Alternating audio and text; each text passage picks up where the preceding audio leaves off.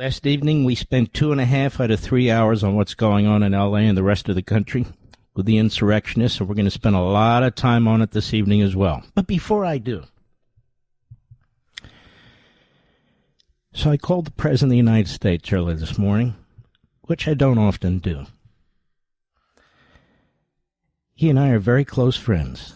I know this upsets the isolationists and the fifth columnists and their media mouthpieces and propagandists. I said, Mr. President,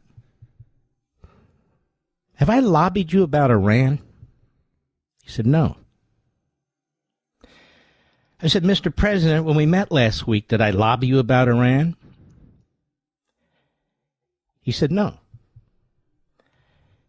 I said, Mr. President, did I ask to meet with you or did you ask to meet with me last week? He said, I asked to meet with you. He said, why? I said, because we have a group of people who are pushing propaganda, who are pushing a narrative into Politico, into other places, that suggests the opposite. Well, Mark, why don't you ignore them? Ignore them because you and I both know it's not true. It's very important that you folks understand. I'm going to continue. I'm not going to get into what I discussed with a president who wants to meet with me. There were a number of subjects that came up. As far as Iran goes, the president knows exactly where I stand on Iran. And he told me he knows exactly where I stand on Iran. Because he watches my shows on Fox on Saturday and Sunday. The whole world knows where I stand on Iran. The fifth columnists, the isolationists, know where I stand on Iran. I suspect the Islamo-Nazis in Tehran know where I stand on Iran. So why is that a secret? What I am not doing, and what I would not do to Donald Trump, is lead a lobbying campaign of hawks, as it was put in Politico, war hawks. I'm not leading any lobbying campaign. I haven't organized any lobbying campaign, but it doesn't matter.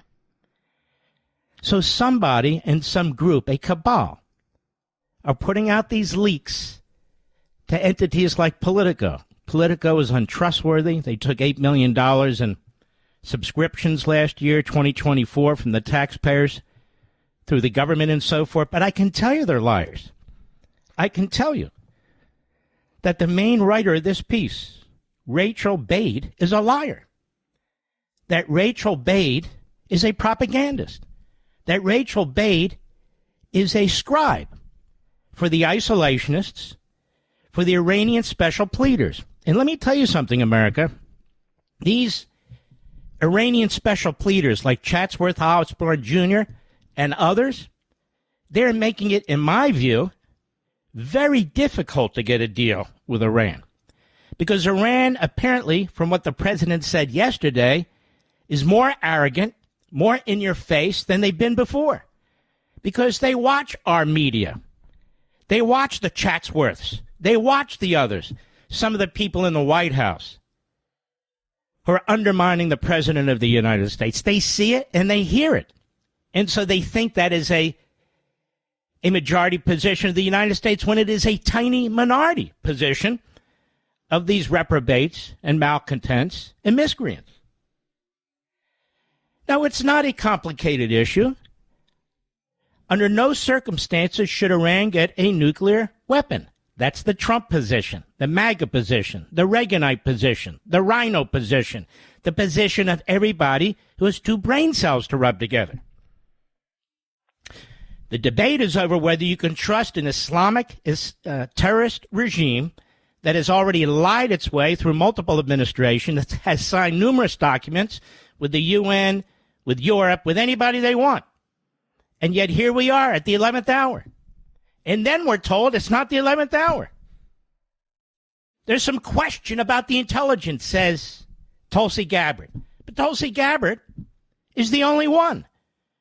The IAEA says we're on the precipice. The Austrian intelligence says we're on the precipice. Our own head of, trying to find it, Central Command, says they're on the precipice, that they can have nuclear material in 1 week if they sprint to it. He just testified to that today. The Israelis say they're on the precipice, and they have the most to lose if there is, in fact, a military campaign. So, but Politico says there's some kind of question about this. Now, I know who's leaking. There was a big article in the New York Times a couple of years ago about Chatsworth Osborne Jr. He's been in Washington his entire life. He's worked the system his entire life. He's got all kinds of media at the Washington Post, at Politico and everything. Rails against the left, but he uses the left and they use him. I don't have any of these contacts. I don't talk to any of these people. If I put him into a lie detector test right now and asked him one media outlet to the other, he'd flunk if he lied. So that's the difference.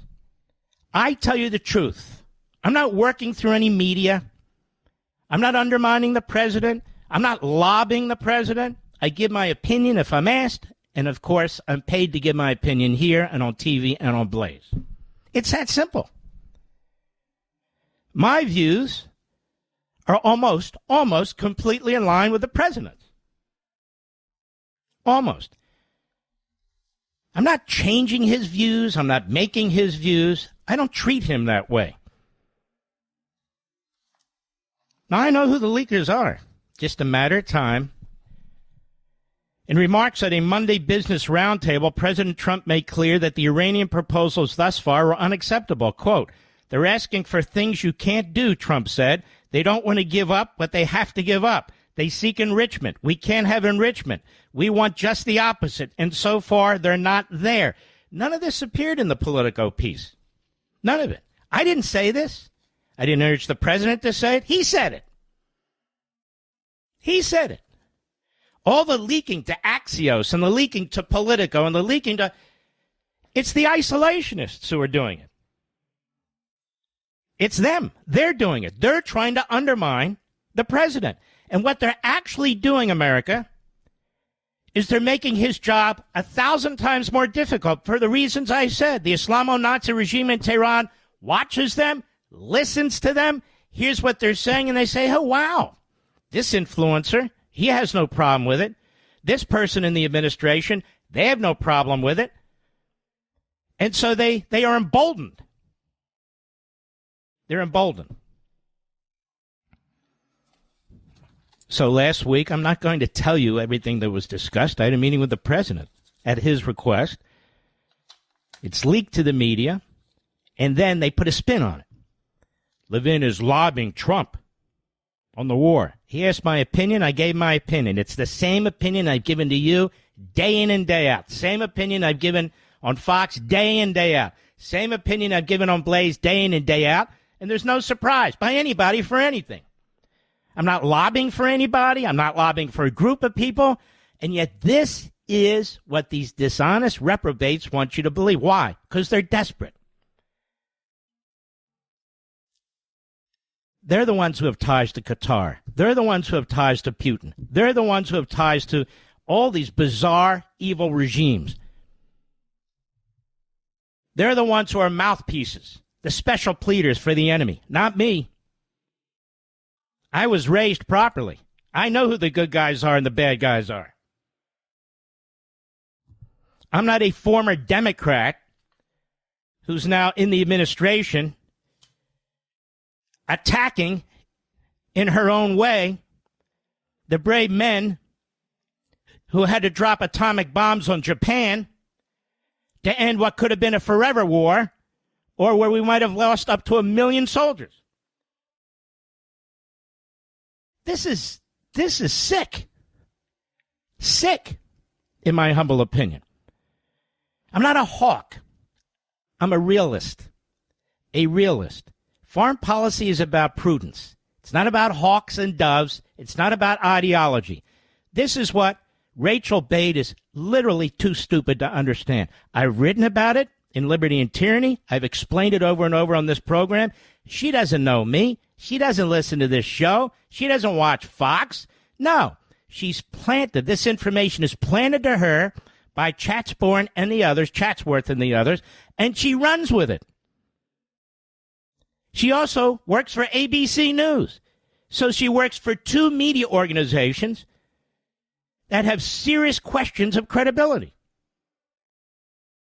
An influential group of GOP hawks has launched a behind-the-scenes lobbying offensive pressing President Donald Trump not only to back off his administration's quest for a nuclear deal with Iran, but greenlight an attack on Tehran by Israel. When did I do that? A lobbying offensive. An influential group of GOP hawks. Who am I working with?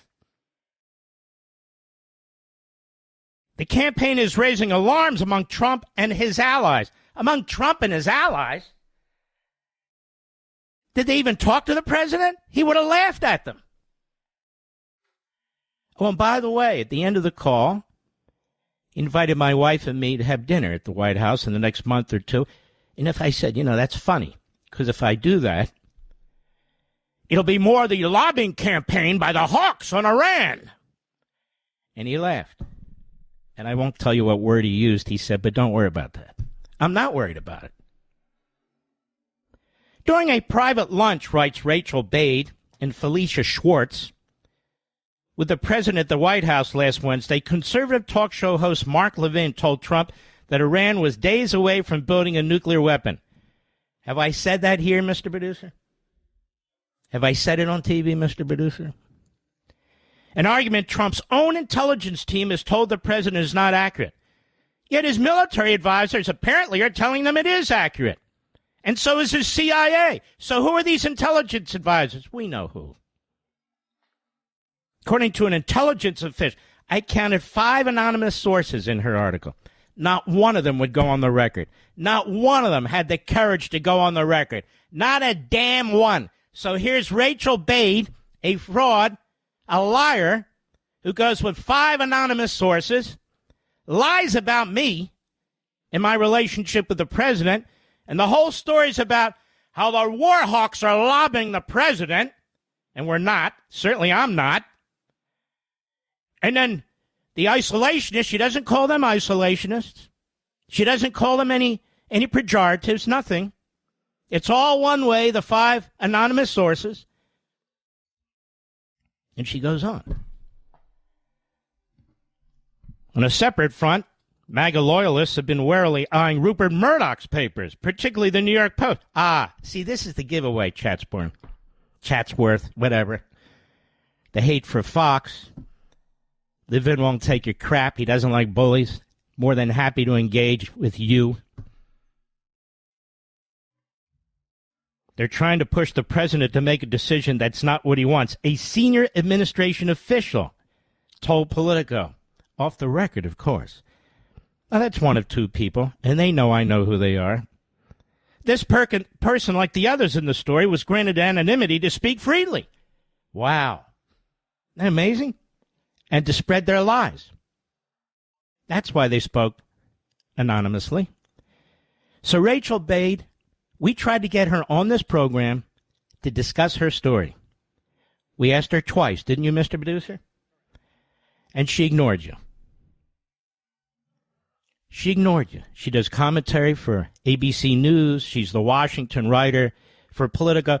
But she ignored Mr. Producer. I wanted to have her on here. I wanted to challenge her. I wanted to challenge her on the anonymous sources. I wanted to challenge her on the lobbying. I wanted to challenge her on what happened in the meeting. But she's a coward like they all are. She's a fraud. Rachel Bade, B-A-D-E. Now you're on my radar screen.